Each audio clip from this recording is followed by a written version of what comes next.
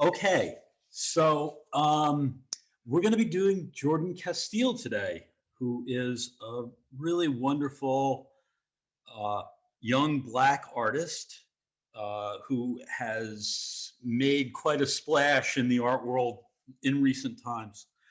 But something was brought to my attention, and I wanted to speak to it before I start the whole thing. Um, just to clarify, again, I'm speaking as an artist, not an art historian. Uh, I make a lot of associations with the artists that we're viewing and show other artists that I see as share some kind of affinity. Um, some were really directly inspirational to the artists that I'm profiling, while others I'm just picking up on some similarities in the ideas that they're playing with. So I just wanted to say that again, because actually someone who whose opinion I care for drew this to my attention, that it was a little confusing at times. So that's where I'm coming from. Okay, so Jordan Casteel has rooted her practice in community engagement, painting from her own photographs of people she encounters, posing subjects within their natural environs. Her nearly life-size portraits and cropped compositions chronicle personal observations of the human experience. And this on the right is a quote from her. So the piece that's up here is actually from 2019. It's a relatively new piece, really, splendid painting. She's very much a skilled practitioner and in her element in the studio. This is large. The piece is 78 by 90 inches. That's big. These portraits are life size or maybe even a little better. Okay, so here's a quote from her. There's a certain amount of mindfulness that it requires to slow down enough to really feel what it is to be to be present with someone in the moment. She explains, I've always had the inclination towards seeing people who might be easily unseen. So this is the sensitivity that's being brought to this situation. Look at the patterns. Look at the conglomeration of stuff that's in this composition. Beautifully handled. Okay. And here is a self-portrait from 2012. Um, she has some medical issues. At this point, I believe she was still at Yale Graduate School. So she, as an undergraduate, studied sociology and anthropology. Her focus was there. Those were her mixed majors. And it wasn't until late in her undergraduate career that she took a painting class and switched her major over to painting. And then she applied to Yale on on the recommendation from a very strong mother, and she got in. And from what she describes in some of the talks that I've heard her speak about, she was totally unprepared for what she came into at Yale. It was like, these most of the people that were there were, really focused on their art from straight through undergraduate. So, but there's a lot here. Very interesting woman. Okay, so for her senior or basically focused project at Yale, she chose to do this Visible Man series, which is what she came to name it. And basically what it is she did a series of Black male nudes. And there's a nakedness and a vulnerability to these pieces that were really the focus. I mean, if you look at this, she's coming into his environment, she's painting him there. You know, there's the stuffed elephant underneath the chair. You know, there's an awkwardness to all of this, a kind of, like I said, a kind of vulnerability that she was really after. She was really trying to reach a non, you know, this human element, this thing that we're dealing with now with young black men a lot. And as a young black woman coming to this subject matter and doing it in a non-sexualized way, it's very interesting.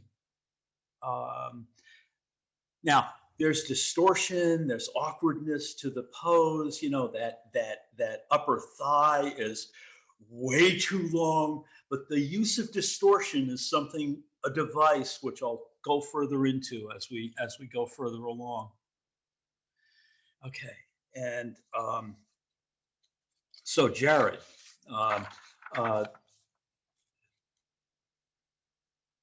there's several things to notice about this piece. You know, the flesh tones are, you know, blue and yellow. They're kind of muted tones that are in that couch and that pattern of the couch.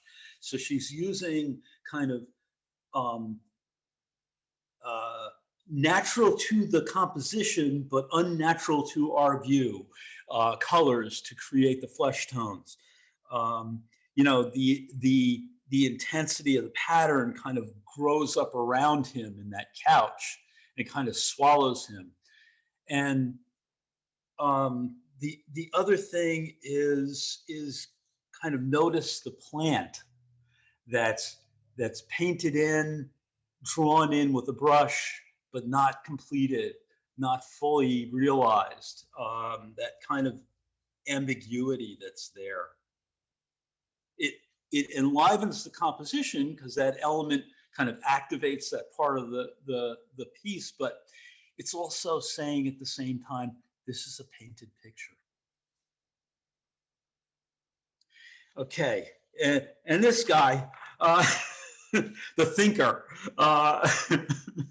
in this weathered green patina, you know, she's very much into doing these colored men and not sticking with naturalistic color when she's painting colored men.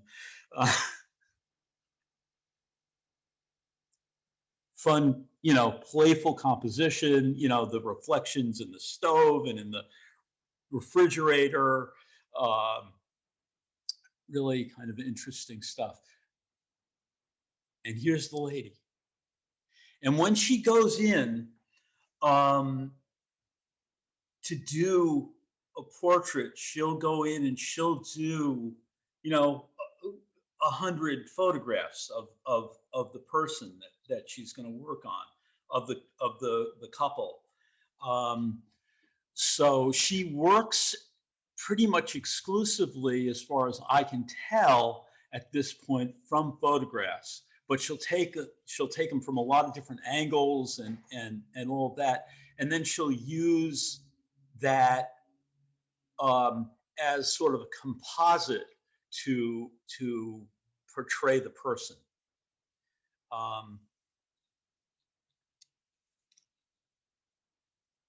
And here she is, you know, basically she doesn't use a pencil to do the underdrawing. She really uses the brush to set up her composition. So she'll paint in the composition before she really starts to work on the thing and paint into it. So the underdrawing is paint, and she kind of tries to keep it really fresh. Okay.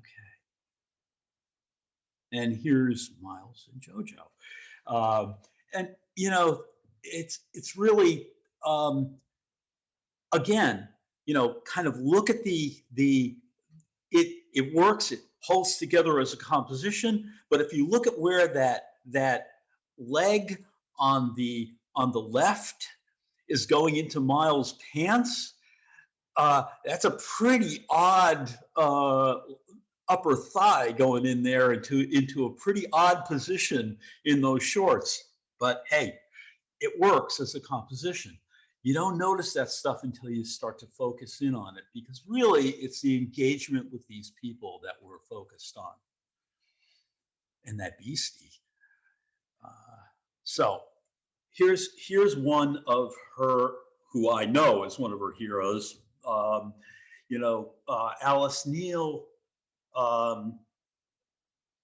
is a really, really wonderful painter who basically started her practice in the 30s and was very much focused on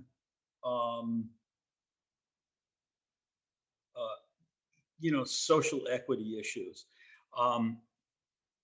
Her use of distortion is something that she uses as an expressive tool throughout her work.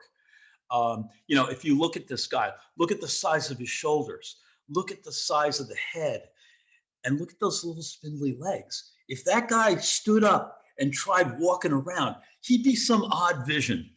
So, you know, but the expressive quality of the painting itself, that's what we're looking at. We're really, you know, those eyes, that face really hold us.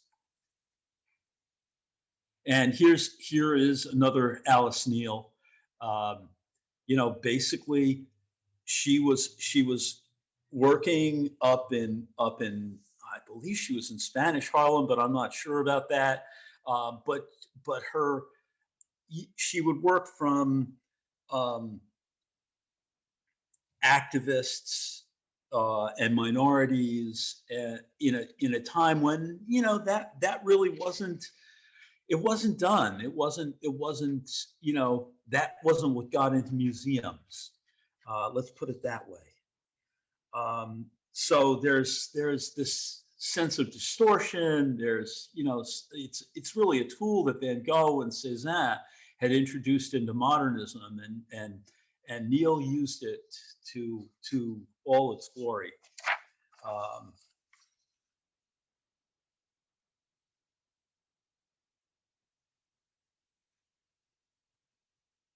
Outside on the streets.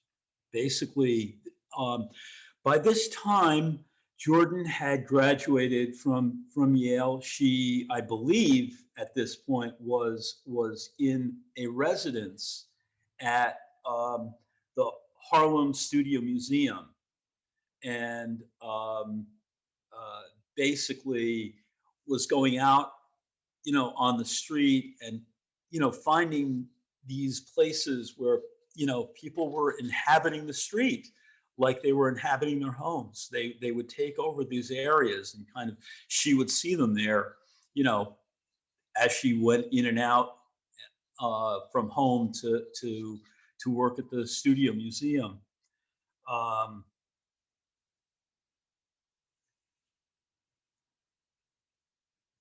Jared. Yeah. So this is basically as much the Harlem streetscape as the focus on this portrait too. You know, very engaging look.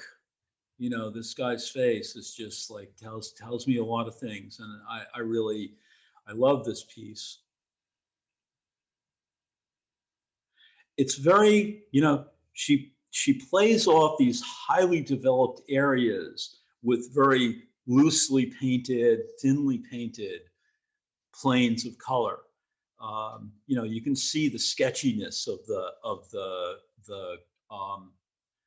streetscape out there, but you know,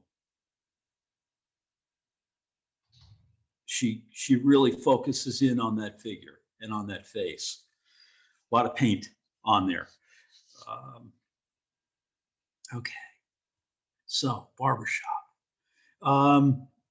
You know, she comes back to the barbershop several times. It's one of those centers of the community. And this kind of shows the business that I was talking about her using composite images. So if you look down at those feet, she's really focused down at them. You know, that shot really went straight down. You know, there's a little backwards perspective going on here. The kind of wiggles around down that floor, kind of wobbles around, and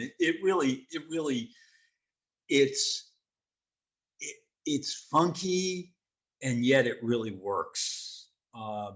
These really vivid colors that she's using, and I'll go into, you know, some of the sources for that, but they really work well. And then those expressions on those faces. I mean, that's the main focus of these things. These guys, these folks have things to say with those faces.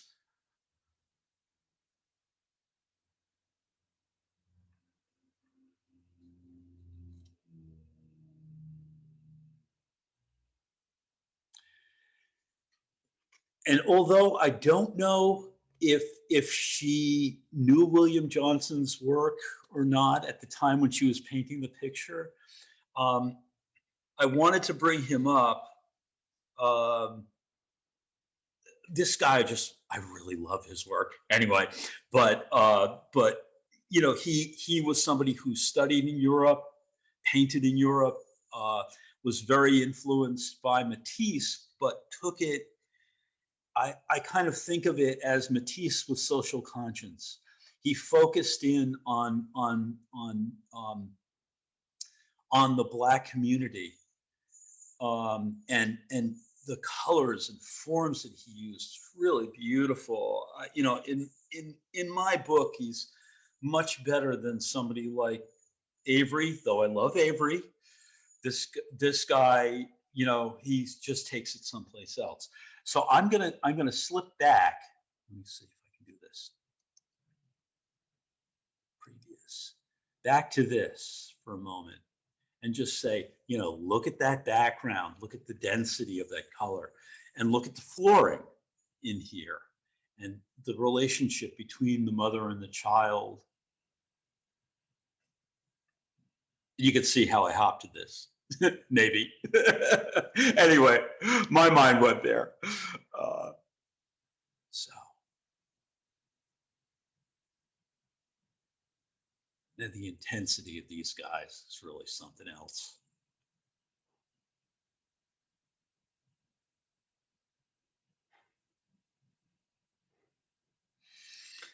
Now,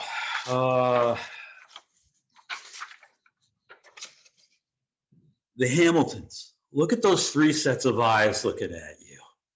I mean, she's really, you know, there's a sense of humor at play here, but she's really got something. You know, the focus, the kind of freshness to these pieces. And look at those funky shoes. I love them. Jordan is a marvelous painter. These are just, you know, she's very loose.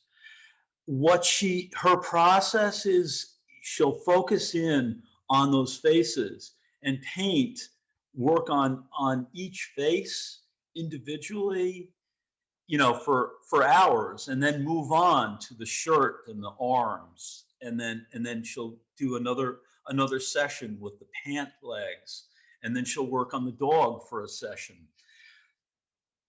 She says that she never goes back once she's finished a section. So sometimes they can seem a little bit disjointed, but so what?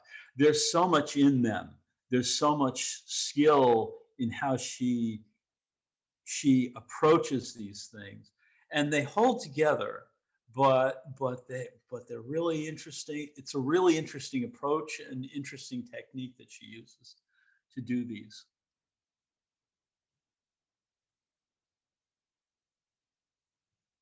Okay, so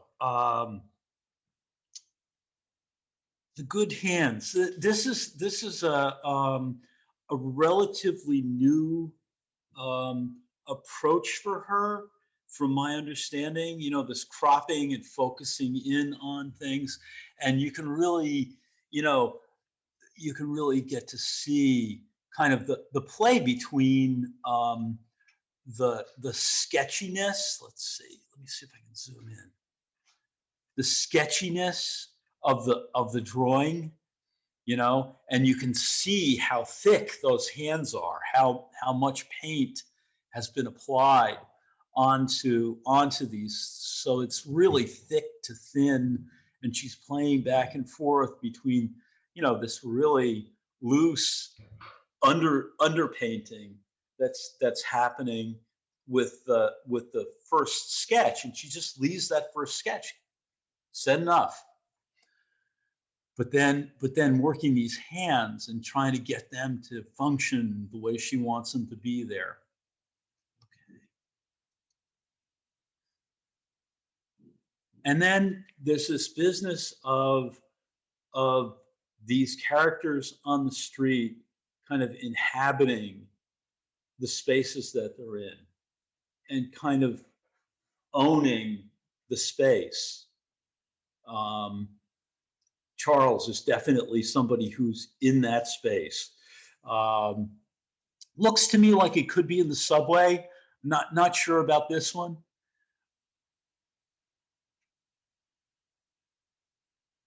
Okay, Kevin the Kite Man.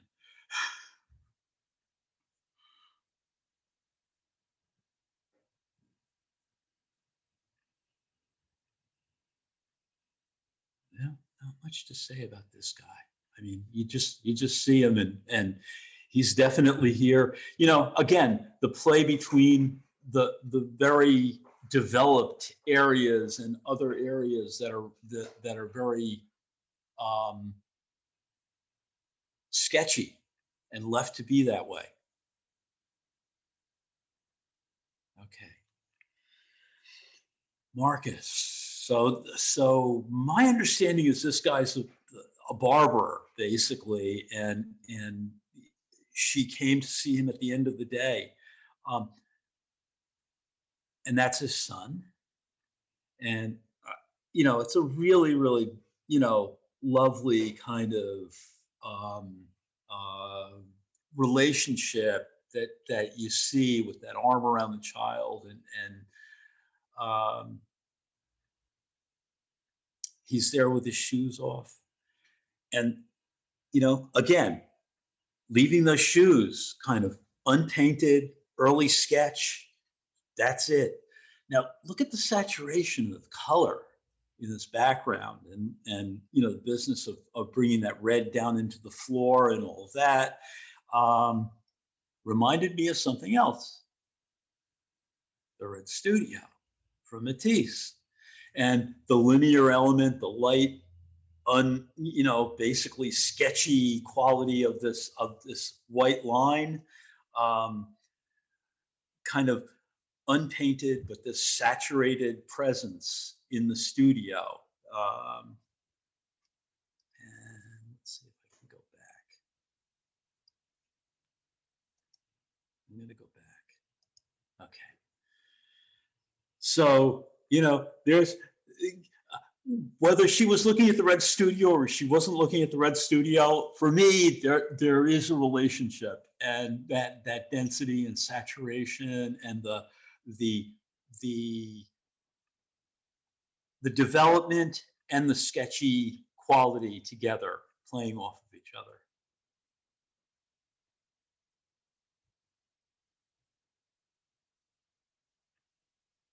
Okay. And Kerry James Marshall, we're back to him.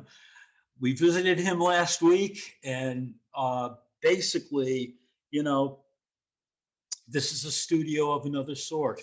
We went from Matisse's Red Studio to Kerry James Marshall and a very different sort of studio. But, you know, again, very limited palette, you know, the blue, gray, red, and then the black presence. And, you know, again, his focus on the black issues in museums and in the studio, and the idea of these black people comfortable in the studio space, in the art space. This is something, you know, which again and again, it's a recurring theme. It's something which Kerry James Marshall is very focused on. And I think Jordan's background in sociology, in anthropology, her upbringing, brings her to this issue. And one of the reasons why she focused on young black men in this time.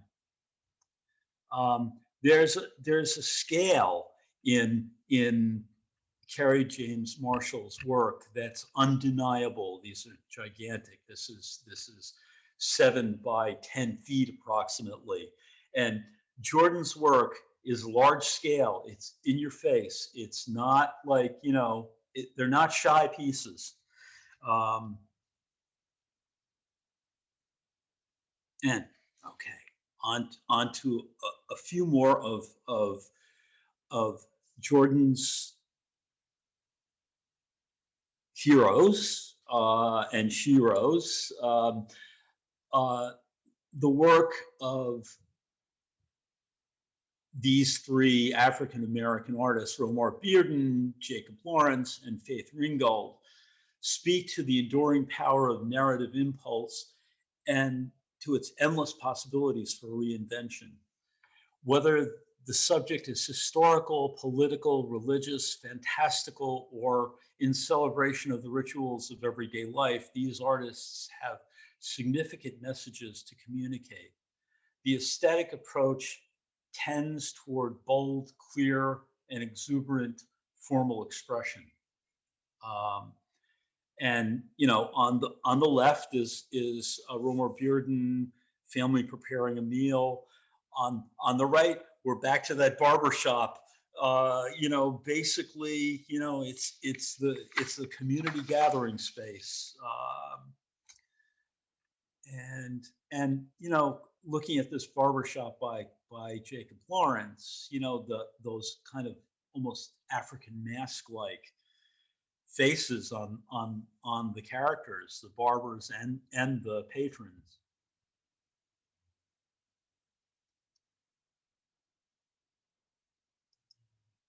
Okay, and Faith Ringgold, Working Women. You know, her Faith's focus on Black women, on the feminist issues that were at play throughout her life. This piece really kind of brings that out. They're really playful, but they're also serious at the same time. And those American flags, forever those American flags. Okay. So, you know, here we have, you know, these twins. They're really highly developed, very, you know, let me see if I can get the zoom again so we can come in and look at these. You know, these are, they're really worked, those faces, and the hoodies that they're wearing, the coats they're wearing, the carriages, all really worked up, but especially the faces and the hands. She really focuses in on those and just puts a lot of effort into them. And even the texture of the harnesses that keep the kids in the seats. I love, the ones asleep, the ones awake, looking at you, the other ones just in oblivion. and back to, again, look at the sketchiness of the background. It's indicated they're in some kind of space, but that's all it needs to be said. The focus is on them. And again, 56 by 72. They're taking up a lot of space, these little guys.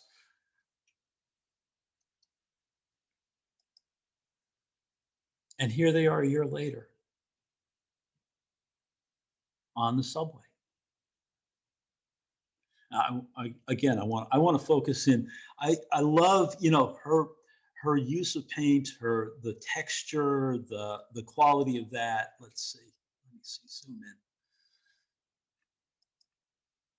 So you can see how worked those coats are.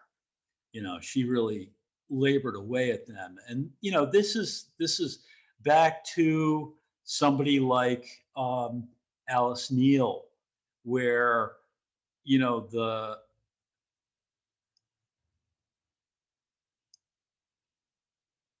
focus on hands and faces and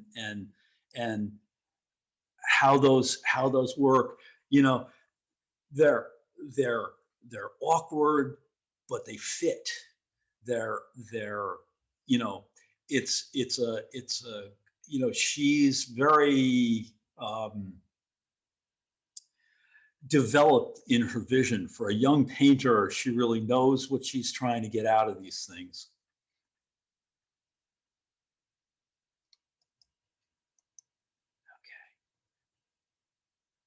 And again, contrast, you've got all this red and the green in the pants, holding the phone,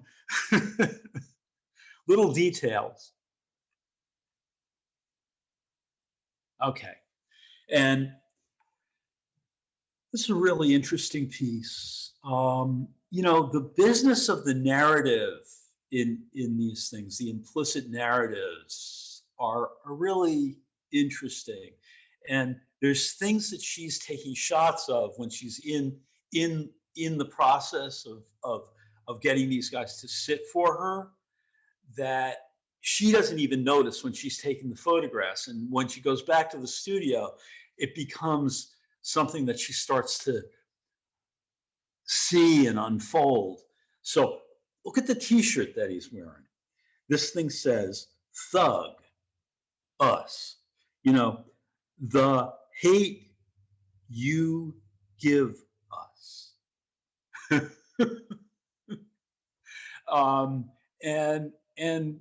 Basically, the t-shirt that's over on the table over there. I mean, these guys are out there on the street hawking their wares. They're these are t-shirts that they have made up, that print up, and they sell them out on the street. And she sees these guys every day, and she's walking by and just takes the shot. Look at what this says on there, melanin, with a question mark. Really interesting t-shirts. Larry? Yes. One of the participants mentioned that t-shirt comes from the book, The Hate You Give Us. Ah, cool. Yeah, didn't know that. Yes, actually, that's from one of our book discussion leaders, and I think she had that book on her. Great, cool. I didn't know that. Okay, thank you. So again, look at the scale of this piece. It's 78 inches by 90. So these guys are definitely up there and in your face. Now, it's really interesting to me, you know, her relationship with these sitters. I mean, she's just out there on the street, and she engages these guys. She's talking with them and says, you know, I'm a painter. You know, I'm taking these shots. Would you be willing to sit for me? And they say, sure, yeah, why not? You know, and she shoots a bunch of shots of them, and you know, brings them back to the studio and works these pieces up. And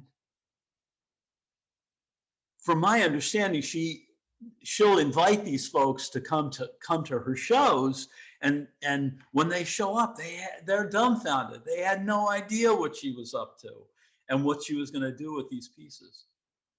So,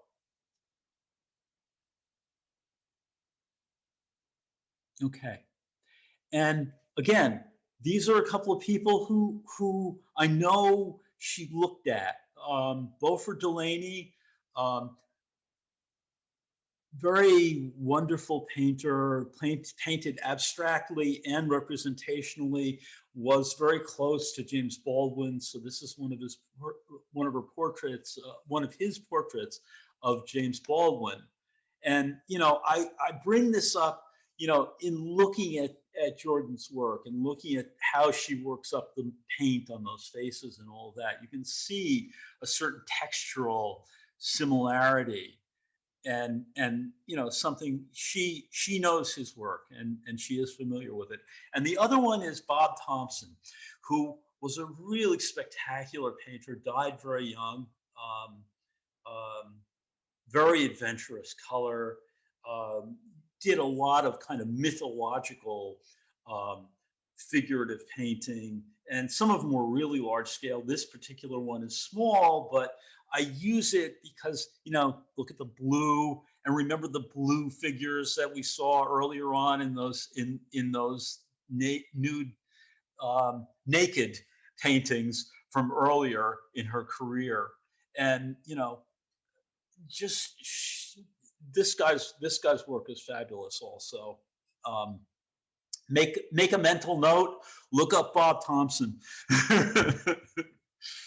Okay, and here is another fellow that I don't know if Jordan is familiar with. I think she is, but it's, again, his work is very large scale. This is a small one. This is 60 by 77.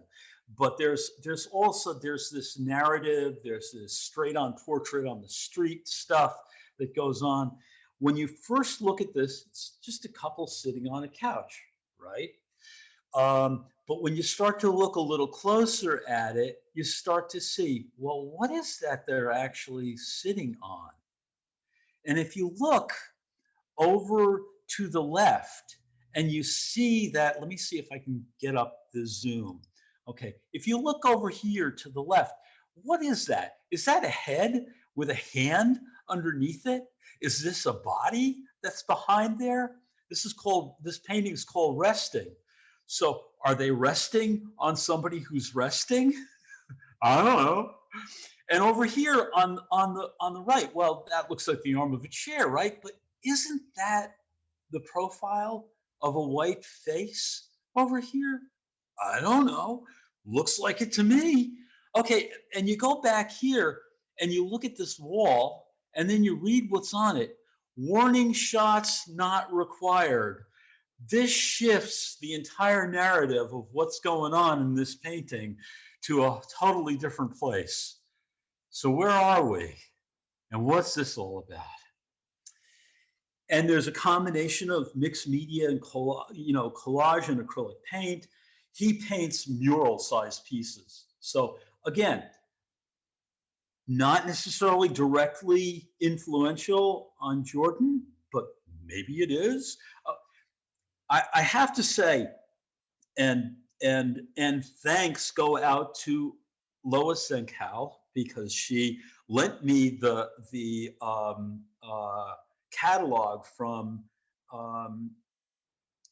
Jordan's recent show at the Contemporary Art Museum in New York and the New Museum. And basically, it confirmed a lot of my suspicions about some of the people that Jordan was looking at, and you know, some of the inspiration for some of her work. So anyway, we'll move on. Okay. And there's not too much to say about this lady. It's very sensitive portrait.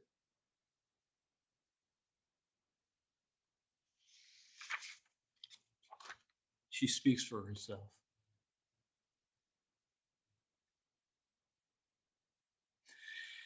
Another thing that Jordan's been doing, she teaches at Rutgers, and she's been doing a whole series of paintings from her students, and so the one all the way on the left was one of her students, and the one in the middle is the student's mother, and the one on the right is one of her sisters.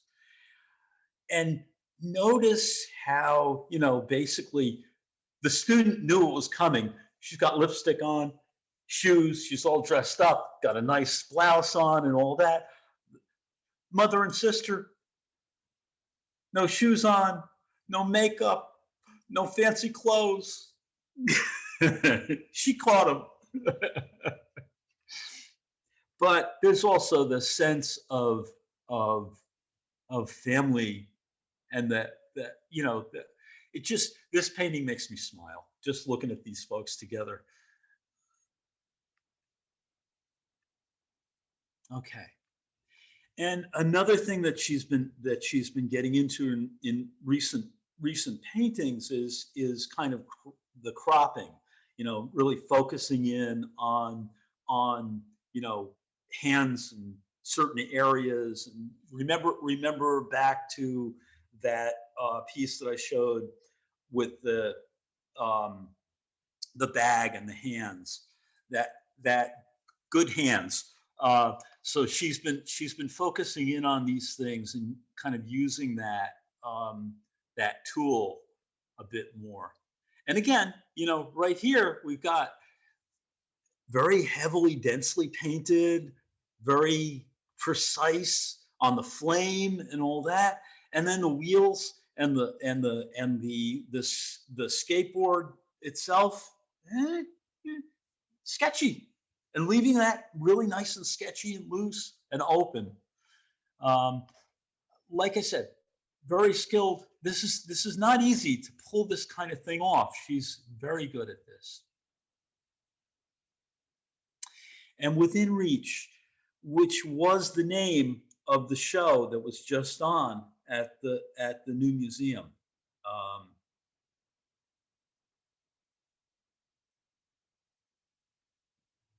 Again, beautiful piece. Play between sketchy line in the shorts and really fully developed head and arms and shirt in the child. Says a lot. I mean, just that hand over the child is really, you know, the tenderness of these pieces is really touching. Okay, and this was a few years back. This was 2017, but you know, with BLM and COVID, very poignant. And you know, this is stuff that, you know, basically I can't remember whether it was outside of a funeral home or a church or something like that, but memorial. This has been going on for a long time. Okay. So proud. And again, the sense of humor, the playfulness, the stuff, the hair stuff on the counter, and the funkiness of that chair, you know, really, you know, kind of freshly painted. She got it. Leave it alone. Enough said.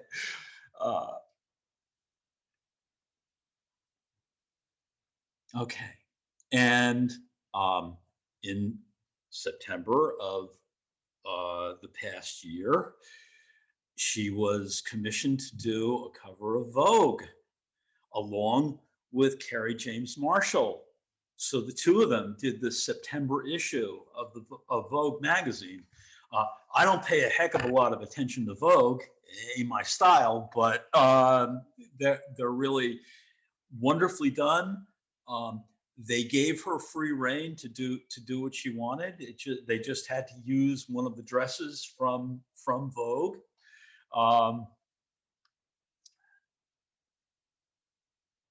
And with that, I'm gonna wrap up. Now, again, the new museum just had this show within reach. And if you go to their website, newmuseum.org, they have, you can find Jordan Casteel's show up there, and you can scroll through the images. And they also have audio talks on many of the paintings. So you'll get a lot more detail out of that than I've been giving you. But I wish I'd gotten to see the show. I have never seen her work in person. I've seen it around in reproduction, but never seen it in person. And I will get there at some point and see her work. She is doing spectacularly well financially. Thank you very much. I mean, she's had a one-person show in a museum here in New York, and had a show in Denver, which was her, where she hailed from, and basically, you know, she did a residency at the Studio Museum of Harlem. This woman just had a piece, I believe, bought by the Museum of Modern Art. Her works are going for astronomical amounts, and yet I think she's still pretty well grounded. She's somebody, you know, this is, you know, it's heady territory, but there's a lot of interviews with her. I put a few links here. The Hirshhorn had a really good talk with her. And then there's this one with Ashley James, which is another interesting one. And there are some spots from the PBS Art 21. So those are the links for that. I know you can't really click on these from the video, but you can take these down and you can get to them. Okay, and let's see. I just think this is a person to watch.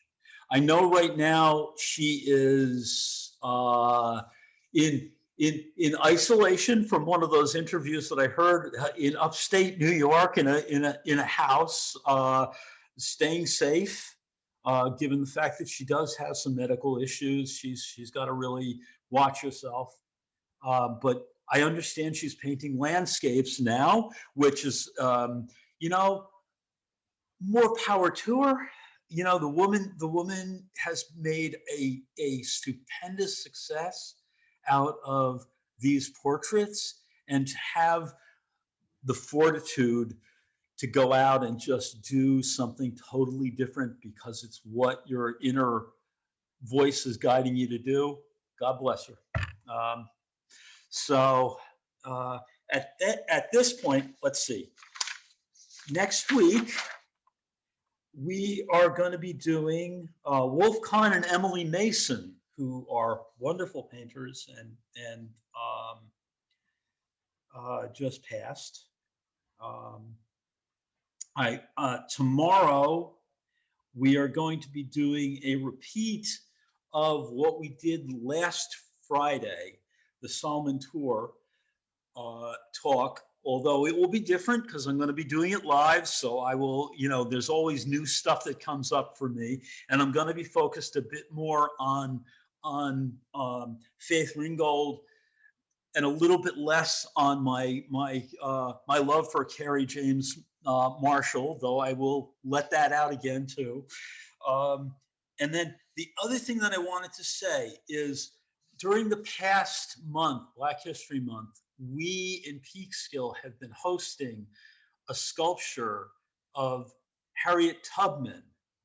And if you go to harriettubmanpeekskill.org, basically you'll see a picture of it. And we've been doing a series of lectures. Last week we did a panel discussion with the sculptor who actually created the piece.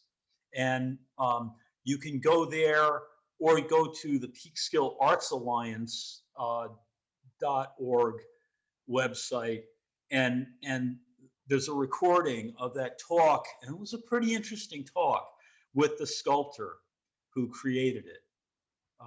So Peekskill was a link on the Underground Railroad, just as Chappaqua was, actually, because there was a Quaker population in both towns, and there was also a large Black population in that time, and so there was actually a link through this area.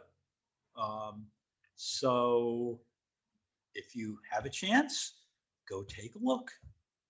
Okay. Okay, thank you. And actually, Larry, my friend lived in a home that was on the Underground Railroad, so. it's Where? interesting. In Chappaqua? Yes, in Chappaqua. Cool. Yeah, very cool. Okay, thank you all, and we hope to see some of you tomorrow at this program, which is also being sponsored by the Council of Race and Equity. It's at 1 o'clock tomorrow, and it will be raining, so maybe you'd like to come. And you have the lineup of programs. Please come to them. If you would like to be on my program list, please email me at jkuhn@wlsmail.org. And we hope to see you then. All right. Bye-bye.